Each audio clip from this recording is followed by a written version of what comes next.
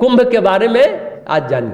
कुंभ के बारे में सामान्य कथाएं जो कही और सुनी जाती है वह यह है कि देव और असुर के सागर मंथन के फलस्वरूप अमृत कलश निकला और उससे अमृत छलका जो 4 स्थानों पर गिरा, हरिद्वार, प्रयागराज, उज्जैन और नासिक। वहीं पर कुंभ की परंपरा शुरू हुई, कुंभ स्नान की परंपरा शुरू हुई। अब बोलेंगे कि अब अमृत कलश, अभी हमने कहा कि कलश छलका, कलश छलका ना, कुंभ मतलब घड़ा, घड़ा मतलब कलश, कलश को ही कुंभ कहते हैं। ये जो कुंभ का मेला है हमारे भारत का, हमारे हिंदुस्तान का सबसे प्राचीन मेला है। और सबसे प्राचीन उत्सव कौन है? बसंत उत्सव। उसी तरह जैसे सबसे प्राचीन मेला कुंभ मेला है। बसंत उत्सव से पहले कोई उत्सव मनाया जाता था, इसका कोई उल्लेख अभी तक नहीं मिला है। बसंत उत्सव में राजा रजवाड़े शामिल हुए, नाच गाना शामिल हुआ, नृत्य गीत शामिल हुआ, इसलिए इसका नाम मदनोत्सव भी पड़ गया। मदन किसका नाम है? कामदेव का। बसंत उत्सव मनाया जाता है कि कामदेव भगवान शिव को ही चले थे वश में करने। भगवान शिव को गुस्सा आया, त्रिनेत्र से कामदेव भस्म गए, सभी जानते हैं। पत्नी का क्या नाम है? कामदेव की पत्नी का रति। रति रोते बिलखते आई कि अब हम कैसे रहेंगे। तो महादेव का स्वभाव क्या है? एक साथ कोप करना और एक साथ कृपा करना। ये अद्भुत व्यक्तित्व है भोलेनाथ। एक साथ कोप, एक साथ कृपा करने वाले व्यक्ति अगर कोई सृष्टि में है, एक व्यक्तित्व है तो वो है महादेव, देवों के देव महादेव। उन्होंने कहा अच्छा, कोप तो कर दिया कामदेव पर, भस्म हो गया।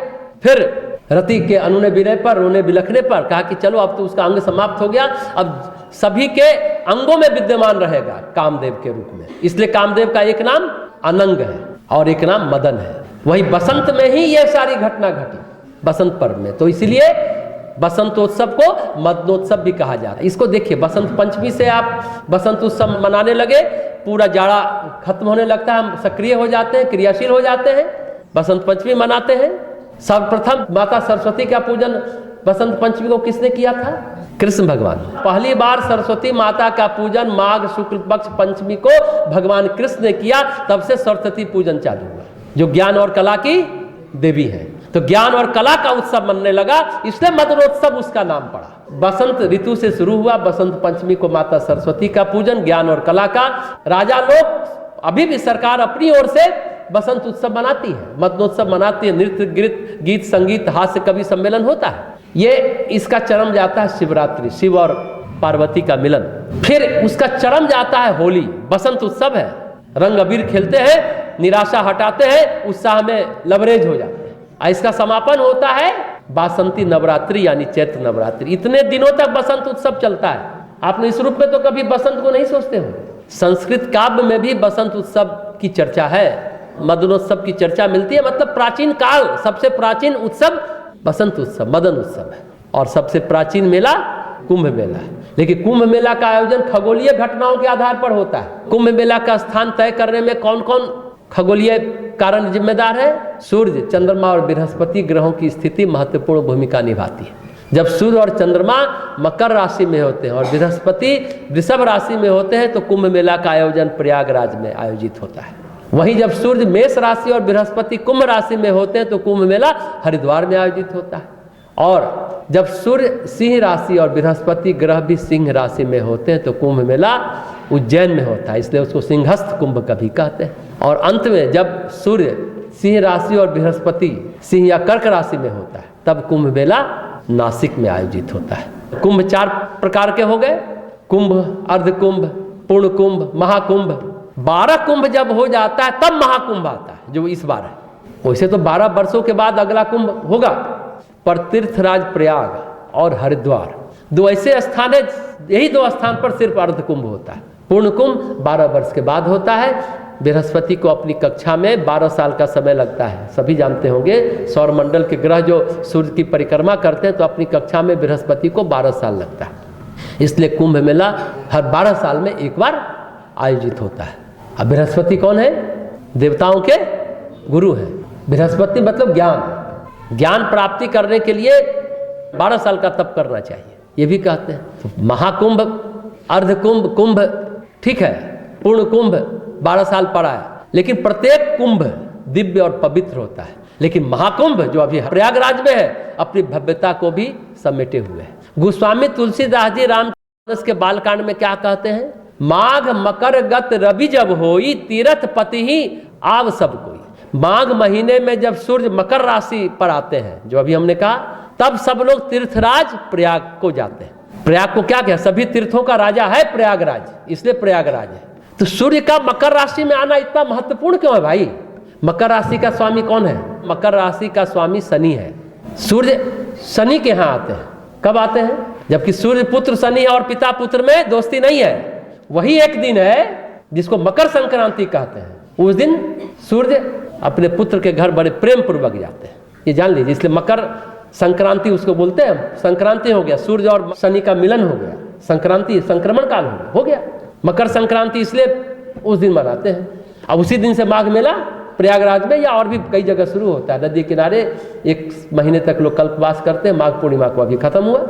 मकर राशि का स्वामी शनि है। शनि कौन है? कर्म के देवता। और सूर्य कौन है? ज्ञान के देवता। अब मूल तत्व जानिए। कुंभ नहा लिए, हो गया बाबा पाप कट गया।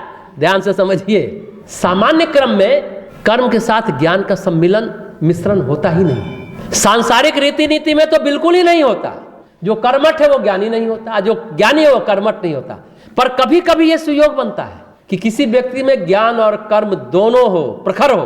लेकिन कर्म और ज्ञान, कर्म अगर ज्ञान से मिल जाए तो कर्म मोक्ष बन जाता है, कर्म निष्कर्म बन जाता है। कर्म अगर ज्ञान से मिल जाए तो कर्म मोक्ष बन जाता है, कर्म निष्कर्म बन जाता है। कभी कभी ऐसा होता है। कब होता है? जब माघ महीने सूर्य मकर राशि में आते हैं, तब सूर्य और शनि मिलते हैं और प्रेम पूर्वक मिलते हैं, तब। कभी कभी ऐसा होता है जीवन में जब कर्म ज्ञान के साथ संयुक्त होता है, और जब कर्म ज्ञान के साथ संयुक्त हो जाता है तो वह कर्म आध्यात्मिक साधना बन जाती है। तीर्थराज प्रयाग में यह होता है।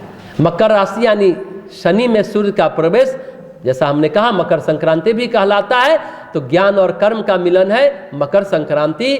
माघ मेले की शुरुआत उसी दिन होती है। 1 महीने का कल्पवास माघ पूर्णिमा तक चलता है।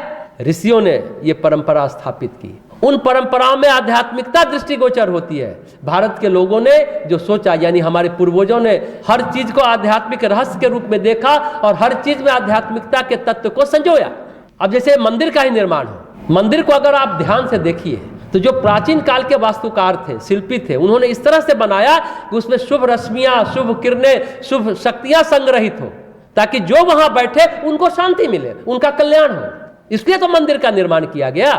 मंदिर जाते हैं पूजा करने, आजकल तो मंदिर बनाते हैं, कोई जमीन हथियाना है तो भी बना लेते हैं। विकृति तो सभी है ना, नेगेटिव तो पॉजिटिव है तो नेगेटिविटी रहेगी। लेकिन मंदिर का निर्माण क्यों हुआ, ये प्रश्न का उत्तर आपको मालूम होना चाहिए। जहां शुभ रश्मियां, शुभ किरणें, शुभ शक्तियां घनीभूत हो, संग्रहित हो। मूर्ति कहते हैं पत्थर का, आखिर मूर्ति को प्रणाम क्यों करते हैं? मूर्ति में ब्राह्मी चेतना, अंतरिक्षीय ऊर्जा ज्यादा घनीभूत है। यहां बैठने से इतनी पॉजिटिव एनर्जी मिलेगी कि आपका मन खुश हो जाएगा। उदास, निराश, हताश, परेशान, हैरान आए हैं आप, माता के दरबार में हम लोग आते हैं ना, दरबार में गायत्री माता के सब कष्ट मिटाए जाते हैं। दुनिया से सताए लोग यहाँ सीने से लगाए जाते हैं। माता सीने से लगाती है। आप उस भाव से आइए तो सही। कहते हैं ना, मंदिर आते हैं, व्यक्ति बनकर आते हैं, व्यक्तित्व लेकर जाते हैं, पर्सन बनकर आते हैं, पर्सनालिटी लेकर जाते हैं इस गायत्री शक्तिपीठ सहरसा से। यह है मंदिर का तत्व ज्ञान। जो वहां बैठेगा उसको शांति मिले, उसका कल्याण हो। इसलिए हमेशा मंदिर जाया कीजिए। कुछ लोग प्रतिदिन जाते हैं, हम तो कहते हैं सप्ताह में 1 दिन आइए, पॉजिटिव एनर्जी ले जाइए, बैटरी चार्ज करा के ले जाइए। बैटरी 7 दिन में डिस्चार्ज हो रहा है। 7 दिन में 1 दिन नहीं, 3 दिन आइए, 4 दिन आइए। अब ये बताए तो कर्म क्या है और ज्ञान क्या है, और इसके मिलने से जो पैदा होता है वो क्या है? कर्म है यमुना, सूर्यपुत्री यमुना, सूर्यपुत्र शनि बताए ना। ज्ञान है गंगा, और इसके मिलने से जो सरस्वती प्रवाहित होती है वही तो आध्यात्मिक सरिता है। आध्यात्मिक ज्ञान प्रवाह बनता है। तो इस संगम में स्नान का महत्व है। और ऐसा लगता है नहीं कि हम नदी के जल में स्नान करें, ऐसा लगता है कि हम आध्यात्मिकता के प्रवाह में स्नान करें। इस भाव से डुबकी लगाइए। और अगर आप यहाँ पर अच्छे से सुन रहे हैं कर्म और ज्ञान, और उसी भक्ति को, भाव को प्रकट कर रहे हैं, तो यहाँ आप अभी इसी समय तत्काल तत्क्षण संगम में स्नान कर रहे हैं, डुबकी लगा रहे हैं। अगर मेरी बात को ध्यान से सुन रहे हैं, ज्ञान और कर्म का मिलन होता है तो क्या पैदा होता है? सरस्वती आध्यात्मिकता की सरिता बहती है, और उस आध्यात्मिकता के प्रवाह में आप स्नान कर रहे हैं। अच्छा, अमृत छलका या न छलका, क्वेश्चन मार्क है। आज के बच्चे लोग तो जरूर कहेंगे, ये इतिहासवेत्ता, पुराणवेत्ता ही बता पाएंगे। पर एक बात समझने की है कि इस कुंभ मेले में जो हमारे ऋषियों ने व्यवस्था बनाई है, जो ग्रहण करने की बात है वह ज्ञान अमृत को ग्रहण करने की बात।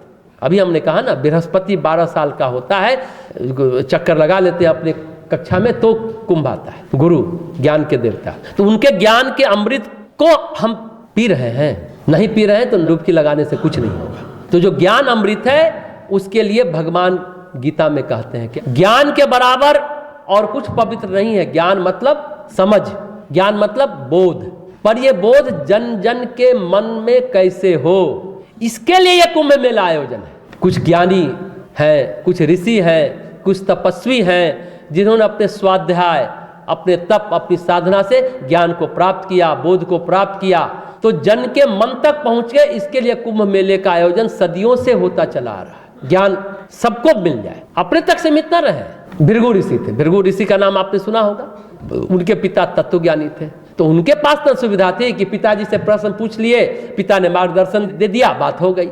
पर यह सुविधा हम सब लोगों के पास तो नहीं है ना, सबके पास नहीं है। तो जन मन को परमात्मा और परमार्थ से प्रेरित करने के लिए इस तरह के मेले का आयोजन होता है, क्योंकि भारतीय संस्कृति के रग रग में, कण कण में, जन जन में उसका मूल स्वर क्या है? अध्यात्म है, मूल स्वर अध्यात्म है। तो इस अध्यात्म की कथा को कहने के लिए कुंभ में लोग आते हैं। तो ये बात हो गई ज्ञान अमृत की। सामान्य जन का, ग्राम्य जन का, कम पढ़े लिखों का प्रयोजन है कुंभ मेला। विद्वानों के लिए इस मेले का प्रयोजन नहीं है। उनके लिए क्या है सो सुनिए। जो 12 वर्षों तक तप करें, जो विद्वान है, ऋषि हैं, तपस्वी हैं, साधना करते हैं, उनका जो निचोड़ है, मक्खन है, पीयूष है, वो आते हैं जन जन को इस कुंभ मेले में बांटते हैं। कुंभ मेले में खाली नहा लेने से नहीं होता है। सभी अभी आप जाएंगे, पता करेंगे, आप साइट पर भी जाएं, कब कितने बजे कौन सा सांस्कृतिक कार्यक्रम भारत के किस क्षेत्र का है, मराठा है कि दक्षिण का है कि मिथिला का है कि पंजाब का है, हिमाचल का है, उत्तराखंड, सब होता है। सब कला उत्सव प्रतिदिन होता है, समागम होता है, संगम है ना, समागम होता है। अपने यहाँ अभी भी ज्ञान चर्चा के लिए 2 चीजें हैं। क्या करते? एक होती है कॉन्फ्रेंस, एक होता है सेमिनार। विद्वानों के बीच जो विचार विमर्श होता है वह एक पहलू है, और सामान्य जनों के बीच कथा कीर्तन के माध्यम से जो विचार विमर्श होता है वो है दूसरा पहलू। जो चर्चा होती है कथा कीर्तन के माध्यम से वो है दूसरा पहलू। विद्वानों के बीच कॉन्फ्रेंस और सेमिनार होता है। कॉन्फ्रेंस और सेमिनार क्या है? ये विद्वानों का विषय है, आम जनता का विषय नहीं है। कॉन्फ्रेंस में लेकिन शोध नहीं होता है, केवल विचार विमर्श हम लोग करते हैं। जबकि सेमिनार में क्या होता है?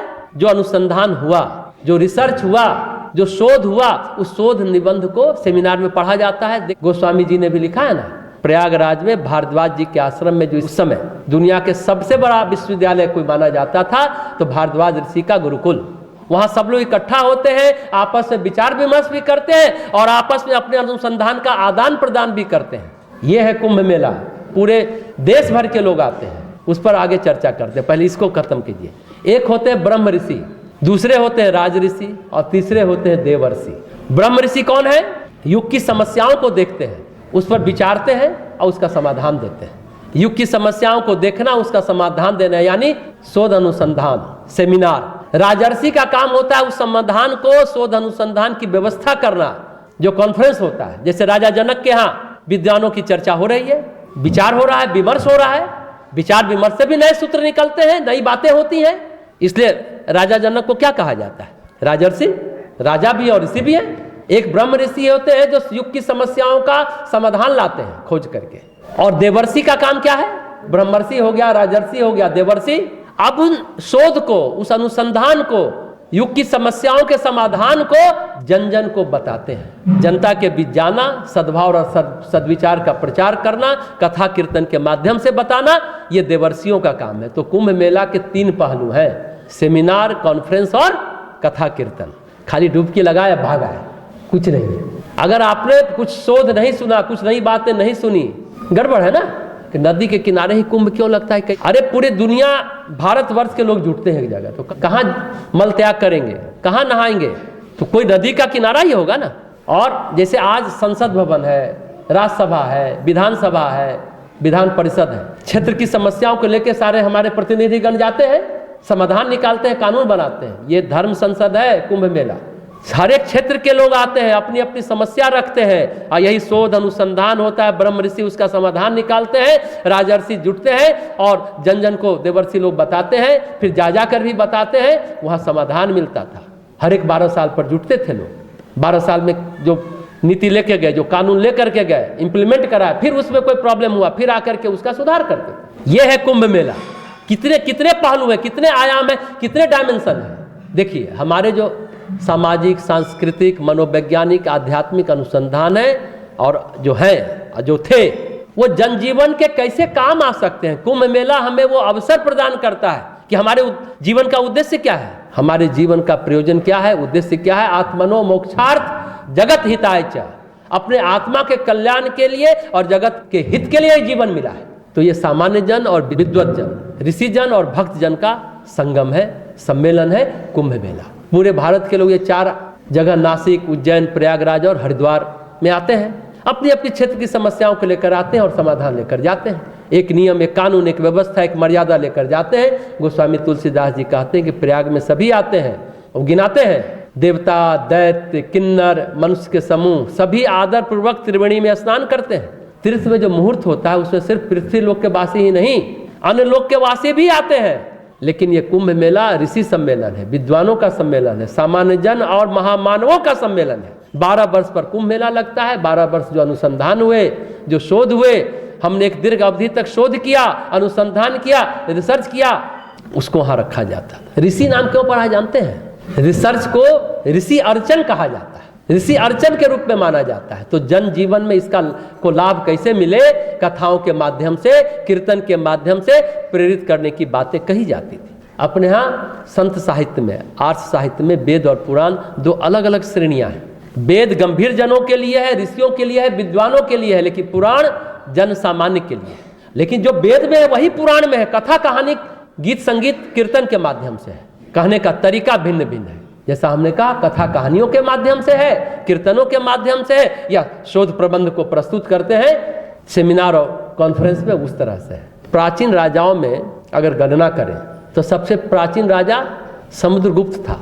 इतिहास में वही पढ़ते हैं। समुद्रगुप्त ने कुंभ मेला के अवसर पर स्तंभ लगवाया था प्रयागराज में, जिसमें समुद्रगुप्त के कीर्ति का वर्णन था, जिसमें लिखा था हिमालय से समुद्र तक की धरती समुद्रगुप्त की है। ये पुराण जितने हैं वो गुप्त काल में ही तो लिखे गए हैं ना। पुराण का वर्णन गुप्त काल में ही मिलता है। इतिहास, संस्कृति, कला, दर्शन, ललित कलाओं का विकास अपने चरम पर था। हर चीज में अग्रणी था गुप्त काल, इसलिए गुप्त काल को स्वर्ण काल कहा जाता है। आपने इतिहास पढ़ा होगा तो जाना होगा। समुद्रगुप्त, स्कंदगुप्त, चंद्रगुप्त द्वितीय उस काल के सबसे बड़े राजा थे। तो कुंभ मेला का इतिहास बहुत गौरवशाली इतिहास है। जीवन का एक पक्ष ही नहीं, सभी पक्षों का अनुसंधान, जैसे खेती, जीवन शैली, नीति, धर्म, स्मृति, मतलब हमारे जीवन में केवल विज्ञान तक अनुसंधान सीमित नहीं है। हमारी पूरी जीवन शैली में अनुसंधान समाया हुआ है, रिसर्च समाया हुआ है। किसानों को किस तरह निराई, गुड़ाई, बुआई, सिंचाई करनी चाहिए, किस समय कौन सी फसल उगानी चाहिए, वेद पुराण में तो ये सब भी है ना। ये कुंभ मेला में भी होता है। अब कैसे खेती करें, ये भी कुंभ मेला में होता है भाई। कैसे नीति का निर्धारण करें, धर्म का आज के युगानुकूल व्याख्या कैसे करें, स्मृति क्या है, श्रुति क्या है, ये सारी चीजें आज भी चर्चा होती है। जन सामान्य उसमें जाते नहीं है। किस समय कौन सी फसल उगानी चाहिए, वेद पुराणों में ये सब लिखा है।